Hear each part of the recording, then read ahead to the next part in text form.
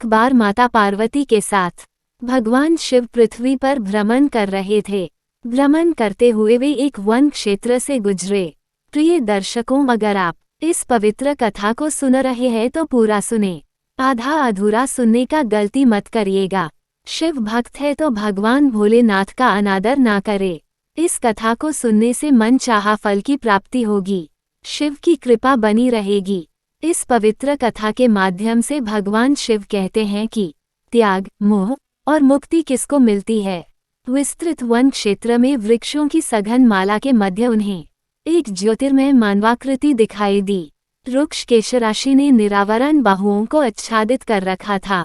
अस्पष्ट आलोक में भी तपस्वी की उज्ज्वल छवि दर्शनीय थी। जगत जननी पार्वती ने मुग्ध भाव से कहा, इतने विस्तृत साम्राज्य का अधिपति, इतने विशाल वैभव और ऐश्वर्य का स्वामी तथा त्याग की ऐसी अपूर्व निस्पृह भावना, धन्य है भर्तृहरि। भगवान शिव ने आश्चर्य भंगिमा से पार्वती को निहारते हुए बोले, क्या देखकर इतना मुग्ध हो उठी है देवी। माता पार्वती बोली, तपस्वी का त्याग भाव और क्या।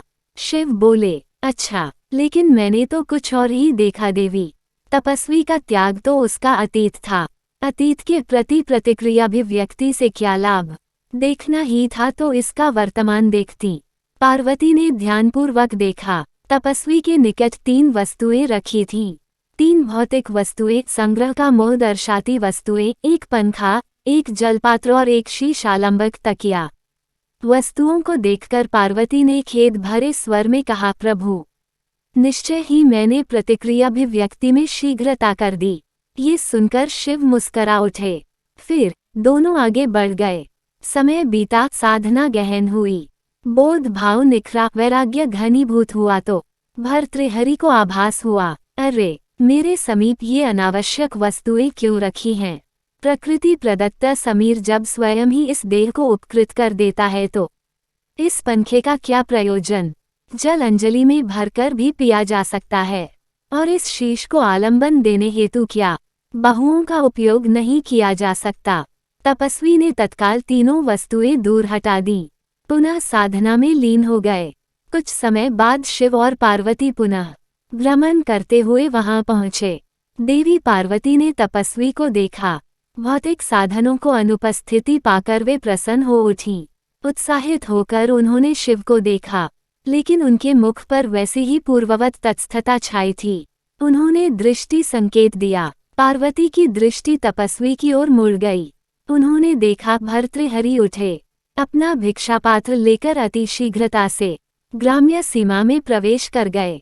शिव ने पार्वती से कहा, देवी, साधक के हाथ में भिक्षापात्र क्षुधापूर्ति हेतु ग्राम्य जीवन के निकट निवास और एकांत से भय, ये वैराग्य की परिपक्वता दर्शाता है। इसे परिपक्व होने में समय लगेगा। हमें अभी प्रस्थान करना चाहिए। समय व्यतीत हुआ। बोध भावना दी साधना कुछ अधिक प्रखर हुई तो भर्तृहरि ने विचार किया, सन्यासी होकर भिक्षाटन में बहुमूल्य समय का दुरुपयोग करना और ग्राम्य कोलाहल के निकट निवास करना सर्वथा अनुचित है। भर्तृहरि ने निर्जन शमशान को अपना आवास बना लिया, भिक्षार्थ भ्रमण बंद कर दिया और जन कल्याणार्थ वैराग्याष्टक की रचना में लीन हो गए। उनकी तल्लीनता दैहिक आवश्यकताओं से ऊपर उठने लगी। रात्रि से दिन, दिन से रात्रि वे निरंतर साहित्य सृजन में लीन रहने लगे।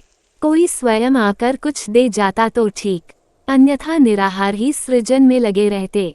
एक बार निराहार रहते हुए कई दिन बीत गए। अन्नाभाव से शरीर बल क्षीण होने लगा, दुर्बलता असहनीय होने लगी। फिर भी वे आत्मिक जिजीविषा के बल पर निरंतर रचना कार्य करते रहे। लेकिन जब क्षीणता में मृत्यु बोध होने लगा तो उन्हें भोजनार्थ उद्यम उचित लगा। वैराग्य शतक के जनहिताय सृजन कर्म को वे अपूर्ण नहीं रहने देना चाहते थे, अतः वे किसी तरह आगे बढ़े। पास ही कई चिताएं धू धू करती हुई आकाश को छू रही थीं। उन्होंने देखा कि चिताओं के निकट पिंडदान के रूप में आटे की 2 लोइयां रखी हैं तथा एक भग्न पात्र में जल भी है। भर्तृहरि आटे की लोइयां जलती चिता पर सेक रहे थे।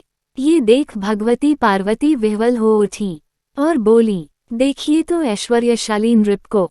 जिसके राज्य की श्री समृद्धि में काग भी स्वर्ण चुग सकते थे।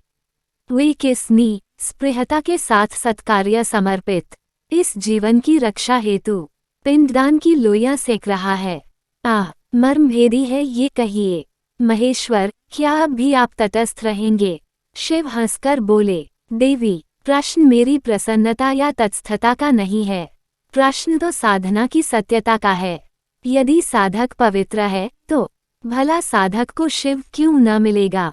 पार्वती उसी व्यथित स्वर में बोली, इस दृश्य से सत्य और सुंदर कुछ और हो सकता है क्या? आश्चर्य है, सहज ही मुग्ध हो उठने वाला आपका भोला हृदय इस बार यूं निर्विकार क्यों बना हुआ है?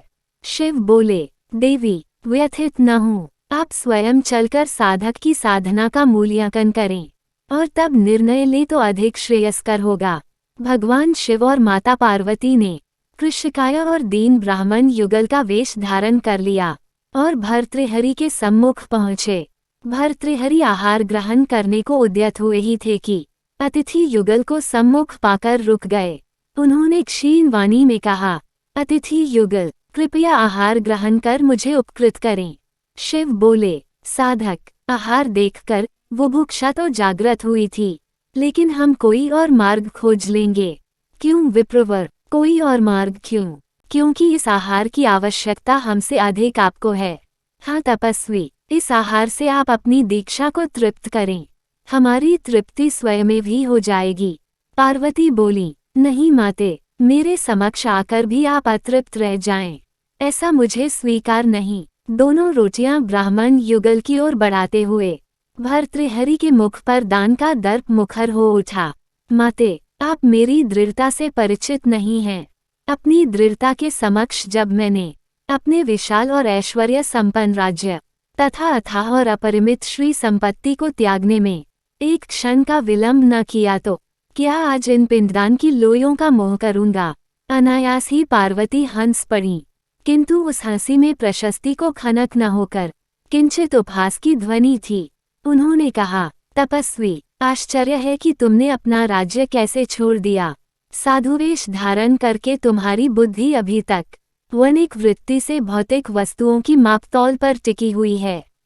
तुम मोह से निवृत्ति का दंभ करते हो, लेकिन इतना अच्छा होता कि तुमने राज्य त्यागने के स्थान पर अपनी तथाकथित निर्मोहिता के अहंकार से मुक्ति पाली होती। ये सुनकर भर्तृहरि ठगे से देखते रह गए। ब्राह्मण दंपति के रूप में आए परम शिव और शक्ति शून्य में लोप हो चुके थे। चार दिशाओं में केवल हंसी की गूंज थी और हाथों में वही 2 रोटियां। प्रिय दर्शकों, कथा अच्छी लगी हो तो लाइक और चैनल को सब्सक्राइब नहीं किए हैं तो चैनल को सब्सक्राइब करें। धन्यवाद।